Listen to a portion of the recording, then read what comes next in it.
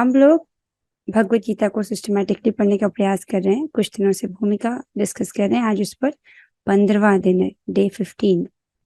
पिछली क्लास में हमने सीखा था कि जो व्यक्ति है वो अपने कर्मों के कारण ही, उसने जो पाप पुण्य किए हैं उसके कारण वो इस जगत में, इस प्रपंच में फंस रहा है, फंसा ही हुआ है, राइट। और उससे वो बाहर कब निकल सकता है? वो बार बार जो इस अपने कर्मों के चक्र में फंस गया है उसको वो कैसे बदल सकता है? तो इस पे प्रभुपाद जी कहते हैं कि ये कार्यकलाप तभी बदल सकते हैं जब जीव सतोगुण में स्थित हो और ये समझे कि उसे कौन से कर्म करने चाहिए। तो हम कल इस बात को समझ रहे थे कि जीव को पहले सतोगुण में स्थित होना पड़ेगा, उसके बाद सतोगुण में स्थित होकर ही उसको समझ आएगा। क्या समझ आएगा? कि मुझे क्या करना है, क्या नहीं करना है। अभी अगर हम जगत में देखें तो ज्यादातर लोग, यानी 99.99% लोग नहीं जानते कि क्या करना है, क्या नहीं करना है। वो अपने मनमाने ढंग से जी रहे हैं, राइट। जो लोग शास्त्र श्रवण कर रहे हैं वही इस बात को जान सकते हैं कि क्या करना है, क्या नहीं करना है, ठीक है। और हम लोग रोज श्रवण कर रहे हैं, दिस इज रियली गुड।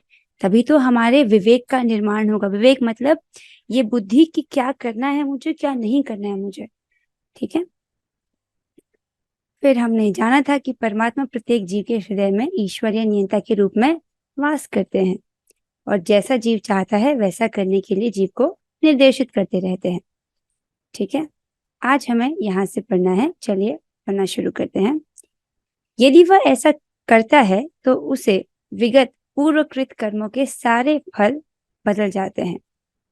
मतलब यदि व्यक्ति कैसा करता है, अगर वो सतोगुण में स्थित होता है और ये समझता है, शास्त्र श्रवण करके ये समझता है कि उसे क्या करना चाहिए, क्या नहीं करना चाहिए, उसी अनुसार वो अपने कर्म करता है, तब उसके जो भी पूरे कर्मों के, जो पुराने कर्मों के जो फल हैं वो तब वो बदले जाते हैं, ठीक है।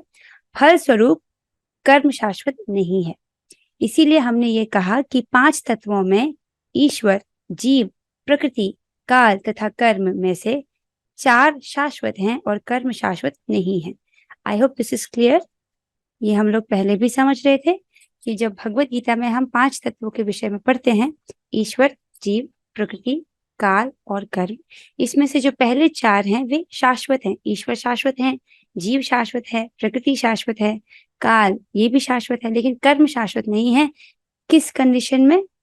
अगर व्यक्ति भक्ति करे, भक्ति प्रवर्तक शास्त्रों का श्रवण करे, उस हिसाब से उसके विवेक बुद्धि का निर्माण हो, शास्त्र द्वारा पोषित उसके विवेक का निर्माण हो। विवेक अर्थात ये बुद्धि होना कि क्या करना है, क्या नहीं करना है, उस हिसाब से वो कार्य करे, तो क्या होगा? उसके जो पूर्वकृत कर्म है, उसके जो फल हैं वो बदल जाते हैं। इसीलिए बोला गया है कि कर्म शाश्वत नहीं है। अब यहाँ से आगे बता रहे हैं कि परम चेतन ईश्वर जीव से इस मामले में समान है। किस मामले में समान है? कि भगवान तथा जीव दोनों की चेतनाएं दिव्य हैं। चेतना का मतलब है कॉन्शियसनेस। चेतना मतलब ये समझना कि मैं हूं। जैसे ये ईयरपॉड्स हैं, इनमें ये जड़ पदार्थ है, इसको नहीं पता कि मैं हूं। ये कैमरा है जिसको हम देख रहे हैं, ये आपको देख रहा है, मतलब आपको कैप्चर कर रहा है, लेकिन इसमें ये कॉन्शियसनेस नहीं है कि मैं हूं। ये एक जड़ पदार्थ है, राइट। लेकिन जीव एक चेतन पदार्थ है, मतलब वो ये जानता है कि मैं हूं, यू आर, राइट। ये ज्ञान होना, ये चेतना का लक्षण है, ठीक है। चेतना अर्थात कॉन्शियसनेस। ये चीज कॉन्शियस नहीं है, ये कॉपी कॉन्शियस नहीं है, लेकिन हम कॉन्शियस हैं, राइट। अब I hope this is clear, right. अगर हम जब सोए भी रहते हैं तो भी हमारी चेतना किस प्रकार हमको दिखती है? स्वप्न के रूप में। हम जब सो रहे हैं तो हमारा शरीर तो रेस्ट कर रहा है, राइट। फिर भी स्वप्न में हमने देखा, किसने देखा? वो हमारी कॉन्शियसनेस तब भी विद्यमान रहती है, राइट। तो ये चेतना का गुण हमें है। और भगवान तथा जीव दोनों की चेतनाएं दिव्य हैं। दिव्य कहने का अर्थ जब भी कहा जाता है, इसका मतलब है ना कि वो तमोगुणी नहीं है, सत्वगुणी नहीं है, रजोगुणी नहीं है, इन तीनों गुणों से ऊपर है जो कॉन्शियसनेस है, ठीक है। यह चेतना पदार्थ के संयोग से उत्पन्न नहीं होती है, ऐसा सोचना भ्रांति मूलक है। भगवत गीता इस सिद्धांत को स्वीकार नहीं करती। किस सिद्धांत को स्वीकार नहीं करती? कि चेतना भौतिक संयोग की किन्हीं परिस्थितियों में उत्पन्न होती है। अच्छा, तो जो चेतना है, इस प्रकार के जो कॉन्शियसनेस है, वो किसी पदार्थ के, किसी मैटर के संयोग से उत्पन्न नहीं होती है। ठीक है, सो भगवत गीता इस सिद्धांत को स्वीकार नहीं करती। अच्छा, ये चेतना भौतिक परिस्थितियों के आवरण के कारण विकृत रूप से प्रतिबिंबित हो सकती है। यहाँ पर क्या समझाया जा रहा है कि देखिए, बताया गया था कि भगवान और जीव दोनों की चेतनाएं दिव्य हैं, राइट। अब जो भगवान है वो ये प्रकृति से प्रभावित नहीं होते, भगवान माया से प्रभावित नहीं होते हैं, भगवान कोई सतोगुण रजोगुण तमोगुण ये प्रभावित नहीं करते हैं, लेकिन हमको तो करते हैं, राइट। अब ऐसे क्यों करते हैं, तो ये बताया जा रहा है कि ये जो चेतना है, ये हमारी जो जीवों की चेतना है, वो भौतिक परिस्थितियों के आवरण, आवरण मतलब कवर, हम अभी कैसे हैं, भौतिक परिस्थिति में है, एक भौतिक इन्वायरमेंट में है, यहाँ पर कवर है, 3 प्रकार का कवर है। तो ये जो चेतना है, ये भौतिक परिस्थितियों के आवरण, आवरण मतलब ढका, किसी कवर के कारण विकृत रूप से प्रतिबिंबित हो सकती है। जिस प्रकार रंगीन कांच से परावर्तित प्रकाश उसी रंग का प्रतीत होता है। फॉर एग्जाम्पल, कोई चश्मा पहने, लाल रंग का चश्मा पहने, तो उसको दुनिया कैसी दिखेगी, लाल। हरे रंग का चश्मा पहने तो उसको दिखेगा दुनिया कैसी है, हरी है, राइट। तो हमारी चेतना है तो भगवान की जैसी दिव्य, लेकिन वो क्या है कि भौतिक आवरणों के कारण ऐसा लगता है कि उसमें जो प्रतिबिंब दिख रहा है, जो चित्र दिख रहा है, वो विकृत रूप से दिख रहा है, या जैसा है वैसा नहीं दिख रहा। जैसे लाल चश्मा पहनने पर दुनिया जैसी है वैसी नहीं दिख रही है, रेडिश दिख रही है। जिस प्रकार रंगीन कांच से परावर्तित प्रकाश उसी रंग का प्रतीत होता है, किंतु भगवान की चेतना भौतिकता से प्रभावित नहीं होती है। मतलब ये समझाया जा रहा है कि हमारी चेतना और भगवान की चेतना दोनों की दिव्य है, लेकिन ये तो समानता है। अब अंतर क्या है कि हम जीवों की चेतना क्या है, वो भौतिक प्रकृति के प्रभाव से विकृत हो जाती है। ठीक है, जैसा है वैसा नहीं रहता है, उसको विकृत मतलब बच्चा तो बिगड़ जाता है, जैसा है स्वभाव वैसा नहीं दिखाई देता। लेकिन भगवान की दिव्य चेतना के साथ ऐसा नहीं होता है, he is different in this term. ठीक है, कि उन पर प्रकृति के गुणों का प्रभाव नहीं होता। तो भगवान खुद कहते हैं, क्या कहते हैं, मया दक्षिण प्रकृति, मतलब ये जो प्रकृति है वो मेरे अध्यक्ष में काम करती है, मेरी अध्यक्षता में कार्य करती है। तो भगवान के ऊपर प्रकृति अपना प्रभुत्व नहीं जता सकती है, लेकिन हम पर जता सकती है। जब वे इस भौतिक विश्व में अवतरित होते हैं तो उनकी चेतना पर भौतिक प्रभाव नहीं पड़ता। यदि वे इस तरह प्रभावित होते तो वे दिव्य विषयों के संबंध में उस तरह बोलने के अधिकारी ना होते, जैसा कि भगवत गीता में बोलते हैं। अब ये बहुत इंटरेस्टिंग बोला जा रहा है, क्या बोला जा रहा है कि जब भगवान अवतार लेते हैं और वो धरती पर आते हैं, तो कई लोग ऐसा समझते हैं कि इन्होंने भौतिक प्रकृति का आश्रय लिया है, ये इंसान के शरीर में आए हैं, हमारे जैसा हड्डी और खून वाला, ऐसा लोग सोचते हैं, जो कि एकदम गलत है, राइट। क्या बोल रहे हैं, हमको तत्व से समझना है इस बात को कि जब भगवान अवतरित होते हैं तो उनकी चेतना पर भौतिक प्रभाव नहीं पड़ता है, वो भौतिक प्रकृति का आश्रय नहीं लेते हैं। वो जब आते हैं तो वो अपने दिव्य शरीर में आते हैं। तो जब भगवान ये भगवत गीता का ज्ञान देते हैं तो उनकी आयु 100 वर्ष से ज्यादा थी, लेकिन उतनी आयु में भी वो एकदम यंग लग रहे थे, क्योंकि उनका शरीर दिव्य है। जब वो यहाँ से अपने धराधाम की लीलाओं को यहाँ इनको रैप अप करके वापस अपने धाम में प्रवेश करने जाते हैं, तो वो सशरीर जाते हैं। ऐसा नहीं है हमारी तरह शरीर छोड़ दिया और जा रहे, नहीं, उनका शरीर और उनकी आत्मा में कोई अंतर नहीं है। हमारे शरीर और आत्मा में अंतर है, पर उनका एक ही है। ठीक है, तो उन पर भौतिक प्रकृति का प्रभाव नहीं पड़ता। मतलब अगर भौतिक प्रकृति का उन पर प्रभाव पड़ता तो हम कैसे जानते कि वो दिव्य, ये जो भगवत गीता का दिव्य ज्ञान है वैसे नहीं दे पाते, पर उन्होंने भगवत गीता के दिव्य ज्ञान को दिया, अर्थात ये जो भौतिक प्रकृति का प्रभाव है उन पर नहीं पड़ता है। आगे, अतः भगवान भौतिक दृष्टि से कलुषित दूषित नहीं है।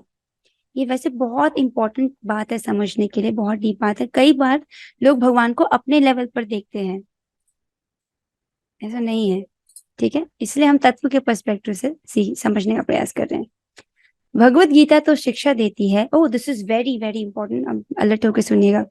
भगवत गीता तो शिक्षा देती है कि हमें इस कलुषित चेतना को शुद्ध करना है। शुद्ध चेतना होने पर हमारे सारे कर्म ईश्वर की इच्छा अनुसार होंगे और इससे हम सुखी हो सकेंगे। Please understand this one. ये जो लाइन यहाँ पर बोली जा रही है कि भगवत गीता हमें क्या शिक्षा देती है, अभी अभी बताया गया था कि जो जीव हैं उनकी चेतना दिव्य है और भगवान की चेतना दिव्य है, राइट। लेकिन जीव की चेतना क्या है, वो भौतिक प्रकृति के द्वारा कलुषित हो जाती है, ठीक है। लेकिन भगवान की जो चेतना है वो कलुषित नहीं होती है, किसी भी समय पर वो कलुषित नहीं होती है। तो ये जो भगवत गीता का दिव्य ज्ञान है, ये बेसिकली हमें क्या शिक्षा देता है कि इस वक्त जो हमारी चेतना कलुषित है उसको शुद्ध करना है। This is our mission. कि अगर जैसे हमें बोला जाता है कि हरे कृष्ण महामंत्र में क्या है, घनीभूत आनंद है, ये बहुत गाढ़ मीठा है, ठीक है। जितने भी, हाँ जी, आपका कुछ प्रश्न है? कलुषित का क्या मतलब है? अच्छा, कलुषित मतलब दूषित। जैसे आपने एक पानी का ग्लास लिया, मतलब एक गिलास में पानी है स्वच्छ, ठीक है। अब उसमें कुछ गंदगी मिक्स हो जाए तो उसको बोलेंगे कि पानी कलुषित हो गया है, दूषित हो गया है। आप उसे पी सकते हैं? नहीं, ठीक है। उसको वापस फिल्टर में डालना पड़ेगा, किसी फिल्ट्रेशन मेथड से वो पानी फिल्टर होके प्योर होके आएगा, तब आप उसको ग्रहण कर सकते हैं, तब हम कहेंगे कि वो शुद्ध है, शुद्ध जल। उसी प्रकार अभी हमारी चेतना कैसी है? कलुषित है। क्योंकि ये कलुषित चेतना है, इसीलिए हम भगवान की जो मधुरता है उसको ग्रहण नहीं कर पा रहे हैं। अभी हम अगर हरे कृष्ण बोलते हैं, हरे कृष्णा कृष्ण कृष्ण हरे हरे, हरे राम राम राम हरे हरे, तो हमको अभी इसमें घनीभूत आनंद नहीं महसूस हो रहा है, राइट। इसको, लेकिन जो लोग इसको महसूस करते हैं वो कहते हैं कि हमारे करोड़ों करोड़ों जीव हों, करोड़ों कान हो, तब हम जाके एक कृष्ण नाम का जो आनंद है उसको अनुभव कर पाएंगे। उनको इतना मीठा लगता है ये। हमको क्यों मीठा नहीं लगता? क्योंकि हमारी चेतना इस वक्त कलुषित है, राइट। तो इस ये जैसे जैसे शुद्ध होती रहेगी वैसे वैसे हम भगवान का उतना उतना अमाउंट में माधुर्य जो है अनुभव कर पाएंगे। इसीलिए तो लोग भक्ति नहीं छोड़ते हैं। एक बार व्यक्ति भक्ति में आ गया, उसके बाद भक्ति में आता है तो वो ये दिव्य ग्रंथों के संपर्क में आता है, तो उसकी चेतना पवित्र होती जाती है। हरे कृष्ण महामंत्र को जपता है तो उसकी चेतना पवित्र होती जाती है। प्रसाद ग्रहण करता है तो उसकी चेतना पवित्र होती जाती है। भक्तों की सेवा करता है तो उसकी चेतना पवित्र होती जाती है। भगवान को प्रणाम करता है तो उसकी चेतना पवित्र होती जाती है। इस प्रकार धीरे धीरे भक्ति करते करते करते उसकी चेतना पवित्र होते होती जाती है, और उतना उतना अमाउंट में वो भगवान के माधुर्य का रसास्वादन करता रहता है। और फिर उसको एहसास होता है कि अरे, ये जिस प्रकार का सुख मैं अनुभव कर रहा हूँ ये तो मुझे बाहर कहीं मिला ही नहीं, और यही तो मैं ढूंढ रहा था। और उसी सुख को अनुभव करके वो संतोष प्राप्त होता है जो हमको जगत में और किसी चीज से नहीं मिल सकता, राइट। तो ये माधुर्य अनुभव कैसे होगा? जितना अमाउंट में हमारी चेतना शुद्ध हुई है, ठीक है। तो यही हमारा काम है, हमको अपनी चेतना को शुद्ध करना है। सो जब हमारी चेतना शुद्ध होगी तब हम इसको, भगवान के माधुर्य का उतना ही अनुभव कर पाएंगे। आगे चलते हैं। तो जब हमारी शुद्ध चेतना होगी तो हमें पता कैसे चलेगा कि हमारी चेतना शुद्ध हो गई है? तब हमारे सारे कर्म, मतलब सुबह उठने से लेकर के सोने तक के सारे कर्म भगवान की इच्छा अनुसार होंगे, और इससे हम सुखी हो सकेंगे। एक्चुअली इसी से ही हम सुखी हो सकेंगे। उसके अलावा जो भी प्रयास हम सुखी होने के कर रहे हैं जीवन में, अंत में उन सब में निराशा ही प्राप्त होती है, फ्रस्ट्रेशन ही प्राप्त होती है। परंतु इसका अर्थ ये भी नहीं है कि हमें अपने सारे कार्य बंद कर देने चाहिए, अपितु हमें अपने कर्मों को शुद्ध करना चाहिए। और शुद्ध कर्म भक्ति कहलाते हैं। भक्ति में कर्म सामान्य कर्म प्रतीत होते हैं, किंतु वे कलुषित नहीं होते। कलुषित मतलब दूषित नहीं होते हैं, राइट। वो शुद्ध कर्म होते हैं। Very important. अक्सर लोग भगवत गीता पढ़ के ये समझते हैं कि सब कुछ छोड़ दो, कुछ ये जो भी कर्म है सबका त्याग कर दो, but this is a very wrong understanding, right. अगर ऐसा होता तो भगवान अर्जुन को कहते कि तुम्हें युद्ध छोड़ दो और चलो जंगल में और भक्ति करो उधर। ऐसा बोलते हैं भगवान? नहीं, भगवान कहते हैं तुम्हारा कर्तव्य है इस वक्त युद्ध करना, तुम वो करो। ही नेवर सेज कि तुम अपनी ड्यूटी ना करो। जो लोग मिसअंडरस्टूड करते हैं वो लोग ऐसे समझते हैं कि सब छोड़ दो, इसलिए हमको ध्यान से सुनना चाहिए।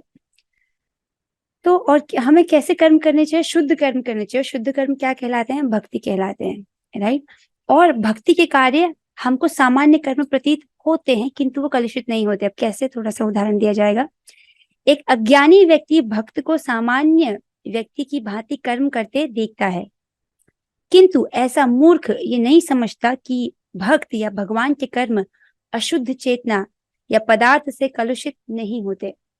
इम्पोर्टेंट, वे त्रिगुणातीत होते हैं, यानी तीनों गुणों के ऊपर होते हैं। I think this is all the training that we need. ये जो हम कृष्ण भावनामृत है, कृष्ण कॉन्शियसनेस में हम यही सीखते हैं कि हम अपने कर्मों को कैसे प्रकृति के तीनों गुणों से ऊपर उठा सकते हैं। तो तभी कहा जा रहा है कि जो भक्त के कर्म होते हैं वो त्रिगुणातीत होते हैं, तीनों गुणों से ऊपर होते हैं। जो भी हो, हमें ये जान लेना चाहिए कि अभी हमारी चेतना कलुषित है। Right, we come to the conclusion कि अभी हमारी चेतना क्या है, कलुषित है। कैसे पता चला? कि जब हम हरे कृष्ण महामंत्र का जप कर रहे हैं तो हमको इसका प्रगाढ़ माधुर्य अनुभव नहीं हो रहा है। राइट, अर्थात हमारी चेतना कलुषित है। तो हमारा क्या मिशन है कि हमें हमारी चेतना शुद्ध करनी है। जितना ज्यादा चेतना शुद्ध होगी उतना उतना हम भगवान का माधुर्य अनुभव करेंगे। राइट, और एक ही बार तो करना है, एक बार हो गए उसके बाद अनंत माधुर्य हम अनुभव करेंगे, और इट इज फ्री। ठीक है, अच्छा। सो यहाँ पर ये बात थोड़ा सा समझने की बात है कि जैसे कैसे एक भक्ति कार्य आपको सामान्य दिख सकते हैं। देखो, भक्त भी अपने घर में भोजन बनाता है और एक कर्मी व्यक्ति भी अपने घर में भोजन बनाता है। दोनों में अंतर क्या है? भक्त बना रहा है भगवान के लिए। राइट, अब क्योंकि हम कार्य भगवान के लिए कर रहे हैं इसलिए वो ना सतोगुणी है, ना रजोगुणी है, ना तमोगुणी है। वो क्या है? त्रिगुणातीत कर्म है, और इस प्रकार वो कर्म के बंधन में नहीं आएगा वो व्यक्ति।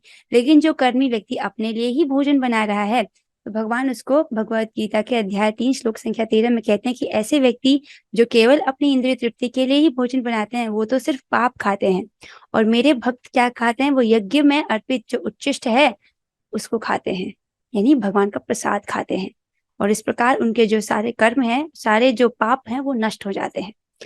ठीक है, एक ये हुआ एक सामान्य कार्य। दूसरा, एक भक्त भी ऐसा लग सकता है कि वो भी धनोपार्जन के लिए कुछ कार्य कर रहा है, वो भी कुछ नौकरी कर रहा है, और एक कर्मी व्यक्ति भी ऐसा लग रहा है कि वो नौकरी कर रहा है। लेकिन भक्त बहुत क्लियर है, वो नौकरी इसलिए कर रहा है ताकि जिस घर में उसके मतलब भगवान है वो घर, उस घर में भजन अच्छे से हो सके। Intention is very clear.